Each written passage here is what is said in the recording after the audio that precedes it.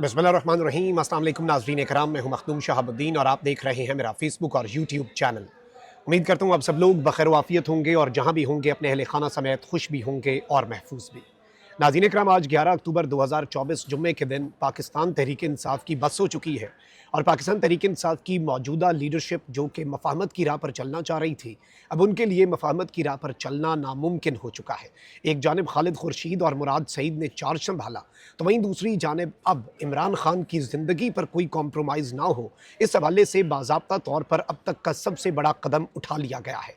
PTI की बस हो चुकी है और एससीओ समिट के दौरान ही डी चौक की कॉल जो है पाकिस्तान तहरीक इंसाफ ने दे दी है। बड़े तसादुम की राह हमवार है, लेकिन इस सब के अंदर जो ऐलानात हैं वो भी बहुत ज़्यादा इंपॉर्टेंट हैं। हमसे कुछ देर पहले पाकिस्तान तहरीक इंसाफ की सियासी कमेटी का इजलास हुआ। कल रात तक हमारे पास ये खबर पहुंची थी कि पाकिस्तान तहरीक इंसाफ की जो मौजूदा लीडरशिप, जो मंजर आम पर लीडरशिप है, उसने बहुत से ताकतवर लोगों को ये गारंटी दे दी कि आप इस्लामाबाद को भूल जाएं, हम इस्लामाबाद की तरफ कोई एससीओ समिट के दौरान कोई हम इस तरह का एडवेंचर नहीं करेंगे। लेकिन जाहिर बात है, चूंकि मुराद सईद भी मैदान में आ गए और उन्हें जब लगा कि अब मौजूदा लीडरशिप के बस की ये बात नहीं रही, तो उन्होंने भी कुछ स्टेप्स आगे लिए हैं। इसके साथ ही साथ आईनी तरमीम जो है उसका मुसव्वदा भी आ गया है और इस वक्त आईनी तरमीम के हवाले से जोड़ तोड़ अभी भी जारी है। आईनी तरमीम में आखिर क्या कुछ है, और गवर्नमेंट ने, जो नून लीग और पीपल्स पार्टी ने कल एक नए मुसव्वदे के ऊपर इत्तफाक किया, तो उसमें अदालतों का स्ट्रक्चर क्या होगा, अब पाकिस्तान तहरीक इंसाफ की स्ट्रैटेजी क्या होनी है, इसे भी डिस्कस कर लेते हैं। फायरवॉल के असरात ज़ाहिर करने में आप हमारी मदद करें। अगर इस वीडियो को लाइक नहीं किया, लाइक ज़रूर कर लें। आपके लाइक्स और कमेंट्स हमारे लिए बहुत ज़्यादा इंपॉर्टेंट हैं। नाज़रीन इकराम, 26वीं आईनी तरमीम पर पार्लिमानी कमेटी जो है उसका इजलास हुआ आज, और उसके अंदर कुछ चीज़ें जो हैं वो सामने आईं और पार्लिमानी कमेटी के खुसूसी इजलास में हुकूमत ने मुजव्वज़ा तरमीम का ड्राफ्ट पेश किया, जबकि पाकिस्तान पीपल्स पार्टी की जानिब से भी कमेटी इजलास में इस तरमीम पर कुछ तजावीज़ पेश की गई। अब इस सब में मैं आपको ये बता दूँ कि वज़ीर कानून आज़म नज़ीर तारड़ साहब जो है, उन्होंने इस कमेटी के इजलास के बाद ये बात कही कि तहरीक इंसाफ ने आज भी आईनी तरमीम पर अपनी तजावीज़ पेश नहीं की।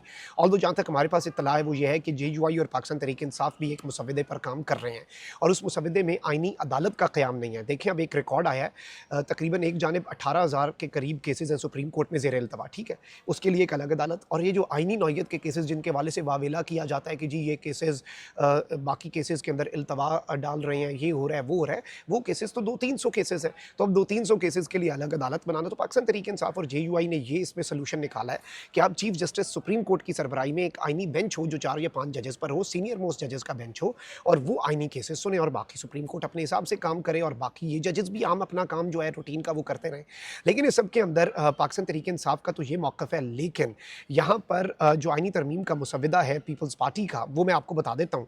पीपल्स पार्टी की जानिब से इस खुसूसी इजलास में जो मुसव्वदे की कॉपी फ़राहम की गई है वो मेरे पास आई है, और इसमें आइन के आर्टिकल 175 ए और 199 में तरमीम की तजवीज़ की है। पीपल्स पार्टी की जानिब से वफाकी आईनी अदालत के क़याम के अलावा 4 सूबाई आईनी अदालतों के क़याम की भी तजवीज़ दी गई है। मुसव्वदे में कहा गया है कि वफाकी आईनी अदालत इस्लामाबाद, जबकि सूबाई आईनी अदालतें हर सूबे में होनी चाहिए। और इस सब के अंदर ये पीपल्स पार्टी एक नया मौक़िफ़ दे रही है। It is not just about one more court, ये बेसिकली अब बात जो है ये आप कह लें कि चारों सूबों में और फिर वफाकी, ये 5 मज़ीद आईनी अदालतें जो हैं उनके क़याम की तरफ पीपल्स पार्टी जा रही है। ऑल्दो इस सब के ऊपर मौलाना फजल रहमान साहब जो है उन्होंने बहुत वाज़ेह स्टेटमेंट दिया और उन्होंने कहा है कि हुकूमत ने आईनी तरामीम का ड्राफ्ट शेयर किया है। मामला कब तक हमारा तय होगा ये हम कुछ नहीं कह सकते, और मौलाना फजल रहमान ने कहा कि आज हुकूमत ने पहली बार बाज़ाब्ता तौर पर ऑफिशियली अपना ड्राफ्ट जो है वो हमारे साथ शेयर किया है। हुकूमत के साथ हमारी बातचीत शुरू हो गई है, देखते हैं फिर बात कहाँ तक पहुँचती है। इस सब के अंदर मैं आपको ये बता दूँ कि पीपल्स पार्टी और जेयूआई जो है उनके हवाले से मौलाना ने कहा कि हमारी बातचीत तो चलती रहेगी, लेकिन इसमें जो हमारे पास इत्तलात है वो यही है कि पीटीआई और जेयूआई जो है उनका एक अपना मुसव्वदा है और वो मुसव्वदा जो है वो बहुत इंपॉर्टेंट है। लेकिन इसमें इंपॉर्टेंट तरीन डेवलपमेंट जो है वो ये है कि पाकिस्तान तहरीक इंसाफ की अब स्ट्रैटेजी क्या होगी, क्योंकि एक तरफ जोड़ तोड़ की भी कोशिशें हो रही हैं, एक तरफ जो मखसूस नशिस्तों वाली वारदात है उसके लिए भी तैयारियां हो रही हैं कि वो मखसूस नशिस्तें इलेक्शन कमीशन सुप्रीम कोर्ट के ऑर्डर्स को बालाए ताक रख के, जूते की नोक पे रख के वो मखसूस नशिस्तों की बंदर बांट कर दे स्पीकर कौमी असम्बली के जो दूसरा ख़त लगातार उन्होंने लिखा है उसकी बुनियाद पर। और ये सब कुछ काजी फायजीसा साहब की नाक के नीचे हो रहा है। 63 ए जो है उसके हवाले से भी काजी साहब अपने मामलात बड़े वाजे कर चुके हैं। 63 ए में हॉर्स रेडिंग और फ्लोर क्रॉसिंग जो है उसकी मोहतरम काजी साहब की तरफ से इजाज़त आ चुकी है। लेकिन यहाँ पर मैं आपको ये बता दूँ कि अभी भी जोड़ तोड़ जारी है और अब से कुछ देर पहले बिलावल भुट्टो ज़रदारी जो हैं, उनकी एक मरतबा फिर मौलाना फजल रहमान साहब की रिहाइश गाह आमद हुई। जुम्मे की नमाज़ जैसे ही हुई तो उसके बाद मौलाना साहब पहुँचना शुरू हो गए। मौलाना साहब के घर ये बंदे पहुँचना शुरू हो गए और बिलावल भुट्टो ज़रदारी साहब जो हैं वो आईनी तरमीम के मामले पर मौलाना साहब को अपने मुसव्वदे पर एतमाद में लेना चाहते हैं। ऑल्दो इस सब के अंदर मैं आपको ये बता दूँ कि इस वक्त सूरत हाल जो है वो काफ़ी तशवीशनाक हो चुकी है मुल्क की। एक तरफ आईनी तरमीम वाला मामला है, आईनी तरमीम वाले मामले पर भी मुराद सईद किसी न किसी तरीके से ऑब्वियसली खामोश नहीं बल्कि मसलहत का शिकार थे और वो नहीं चाहते थे कि पार्टी के अंदर जो पार्टी का डिसिप्लिन है वो ख़राब हो, पार्टी के अंदर चीज़ें जो हैं वो मज़ीद ख़राबी की तरफ जाएँ। लेकिन अब चूँकि मुराद सईद ने बहुत वाज़ेह अंदाज़ में कॉल दे दी और खालिद खुर्शीद जो है उन्होंने यूथ विंग्स और बाकी सबको भी, और मुराद सईद ने भी जो स्टेटमेंट दी, मुराद सईद साहब ने कहा कि सब लोग तैयारी पकड़े, मेरे लिए पार्टी डिसिप्लिन सबसे इंपॉर्टेंट है, इमरान खान साहब का हुक्म बहुत इंपॉर्टेंट है कि तुमने मंजर आम पर नहीं आना। लेकिन अब चूँकि मेरी बस हो चुकी है और अब बात जो है वो इमरान खान की ज़िंदगी, इमरान खान की सेफ्टी, इमरान खान की वेलबींग पे आ चुकी है। और मुराद सईद ने पहले भी ये बात की कि इमरान खान के ऊपर मुर्सी वाला फार्मूला जो है वो लगाया जा रहा है, मोहम्मद मुर्सी वाला, मिस्र वाला फार्मूला, कि जेल में ही बस काम ख़त्म कर दिया जाए। तो उस हवाले से मुराद सईद ने अब कॉल दी और मुराद सईद साहब ने कहा कि अब डी चौक की सारी कौम तैयारी पकड़े और इस दफ़ा हम गए तो अडयाला जेल से खान को लेकर ही आएंगे। ऑल्दो आपको पता होना चाहिए साहबजादा हामिद रज़ा साहब ने ये बात की कि मुराद सईद और हमाद अज़हर और 3-4 बंदे ऐसे हैं जिनके वाले से मुसद्दक़ा रिपोर्ट्स हैं कि अगर ये मंजर आम पर आ गए तो इन्हें कत्ल कर दिया जाएगा, इन्हें मार दिया जाएगा। तो इतना थ्रेट है मुराद सईद को और इसीलिए इमरान खान साहब ने सिर्फ एक बंदा मुराद सईद है जिसके वाले से कहा हुआ तुमने बिल्कुल मंजर आम पर नहीं आना।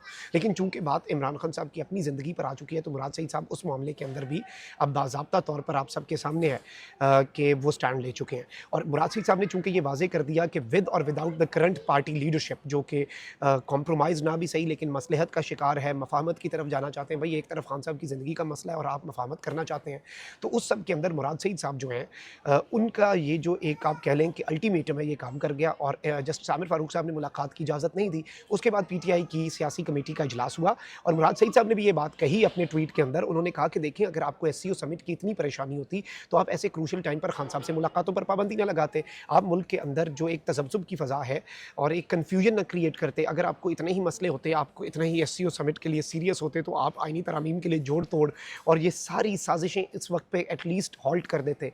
लेकिन इस सब के अंदर अगर आपको नहीं है तो फिर हम कैसे चुप बैठें। अब पाकिस्तान तहरीक इंसाफ की सियासी कमेटी के हंगामी इजलास का एलामिया जो है वो आपसे कुछ देर पहले जारी कर दिया गया है। पाकिस्तान तहरीक इंसाफ का 15 अक्टूबर को इस्लामाबाद के डी चौक में भरपूर एहतजाज का ऐलान है। याद रखिएगा कि फ़ौज भी तलब है सीओ के समिट के लिए और पहले भी पाकिस्तान तहरीक इंसाफ का रास्ता रोका गया था, बहुत सी रुकावटें थी लेकिन फिर ऑब्वियसली गंडापुर एपिसोड हुआ। अब मैं आपको ये भी बता दूं कि इस मरतबा गंडापुर वाला एपिसोड भी आवाम को नहीं रोक पाएगा, ये चीज़ आप जहन नशीन रखिएगा। यहाँ पर मैं आपको ये बताऊँ कि पाकिस्तान तहरीक इंसाफ ने जो डेट दी है वो एससीओ समिट के बिल्कुल दरमियान की डेट है, यानी कि 15 अक्टूबर की। और ये एक बाज़ाब्ता तौर पर चीज़ें आप कह सकते हैं कि ये एक तसादुम की तरफ मामला जा सकते हैं। लेकिन यहाँ पर मैं आपको ये बता दूं कि पाकिस्तान तहरीक इंसाफ की सियासी कमेटी जो कि इमरान खान साहब ने बनाई थी, कोर कमेटी से ऊपर एक सुपीरियर कमेटी जो अल्टीमेट फैसले लेने की मजाज है, उसका मैं आपको एलामिया पढ़ के सुना देता हूँ। कहते हैं कि मरकज से निचली तरीन सतह तक तमाम तंजीमी जिम्मेदारान और विंग्स को डी चौक एहतजाज की तैयारियों को हतमी शक्ल देने की हिदायत कर दी गई है। 15 अक्टूबर को डी चौक के पुरअमन एहतजाज की तैयारियों के पेश नज़र पंजाब के इजला में एहतजाज की मनसूखी का ऐलान कर दिया गया। यानी कि पंजाब के अंदर जो कल परसों तरसों एहतजाज था अब वो मनसूख है। कहीं ये ना हो कि एहतजाज के चक्कर में सारे कारकुन अपने अपने शहरों में ही पहले गिरफ्तार हो जाएं। तो इस वक्त पंजाब के अंदर तमाम तरह एहतजाजों को मनसूख कर दिया गया है, जो आज जैसे साहिवाल और मुल्तान में था और उसमें भी क्रैकडाउन हुआ, कल सरगोदा और बाकी, और फिर इस तरीके से मंडे को फैसलाबाद और लाहौर में एहतजाज था तो वो भी मनसूख कर दिया है। 15 अक्टूबर को डी चौक के पुरअमन एहतजाज की तैयारियों के पेश नज़र ये मौखर हुआ है और इस सब के अंदर मैंडेट चोर और आइन और कानून से बेजार नाजायज़ हुक्मरान जुल्म और सफाकियत तर्क करने पर किसी तौर पर आमादा नज़र नहीं आ रहे। ये कहना है पाकिस्तान तहरीक इंसाफ की सियासी कमेटी का। अडयाला में नाहक कैद बानी तहरीक इंसाफ इमरान खान को बतौर ख़ास बर्बरियत के नए सिलसिले का निशाना बनाया जा रहा है। इमरान खान की ज़िंदगी, सेहत और सलामती को जानबूझकर संगीन खतरात से दो चार करने के लिए उनके तमाम बुनियादी और इंसानी हुकूक सलब कर लिए गए हैं। जुल्म, जबर और लाकानूनियत के सामने ना झुकने और दस्तूर का हुलिया बिगाड़ने की रियासती कोशिशें कबूल ना करने की पादाश में सफाक सरकार इमरान खान की सलामती को खतरे में डालने की साजिशों में मसरूफ़ अमल है। इमरान खान कौम के मकबूल और मोतबर तरीन कायद और करोड़ों पाकिस्तानियों की सियासी और कौमी उमंगों के तर्जुमान हैं। गासिब हुक्मरानों ने अडयाला काला में नाहक कैद इमरान खान के बुनियादी हुकूक फ़ौरन बहाल करते हुए उनको उनके वकला, डॉक्टर्स, अहल खाना और कायदीन तक मुकम्मल रसाई फिल फ़ौर बहाल ना की, यानी कि अगर फ़ौरी तौर पर इमरान खान साहब तक रसाई ना दी गई तो भरपूर एहतजाज के लिए 15 अक्टूबर को पूरा पाकिस्तान निकलेगा। सियासी कमेटी की जानिब से साहिवाल और मुल्तान में भरपूर एहतजाज के लिए निकलने पर आवाम और कारकुनान का शुक्रिया अदा किया गया। पंजाब भर से गैर कानूनी तौर पर तहवील में लिए गए कारकुनान, ज़िम्मेदारान, शहरियों और अरकान सूबाई असम्बली की फौरी रिहाई का मुतालबा भी किया गया।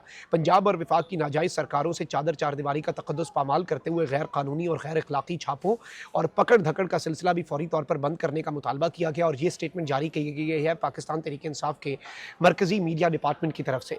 इसमें बॉटम लाइन ये है कि अगर इमरान खान साहब जो हैं उनके हवाले से कोई मुलाकात ना करने दी गई तो अब दमादम मस्त कलंदर होगा। 15 अक्टूबर को बाज़ाब्ता तौर पर आवाम निकलेगी। और इस मरतबा मैं आपको ये भी बता दूं कि प्लान इस्लामाबाद को 16 मकामात से बंद करने का भी है। It's not just about D Chowk. तो पाकिस्तान तहरीक इंसाफ के कुछ सरप्राइजेज हैं और ऑब्वियसली मुराद सईद का अल्टीमेटम जो है वो काम कर गया है। सियासी कमेटी जो है वो भी जारहाना मूड में आ चुकी है। अपना बहुत ख्याल रखें। अल्लाह निगहबान। पाकिस्तान जिंदाबाद।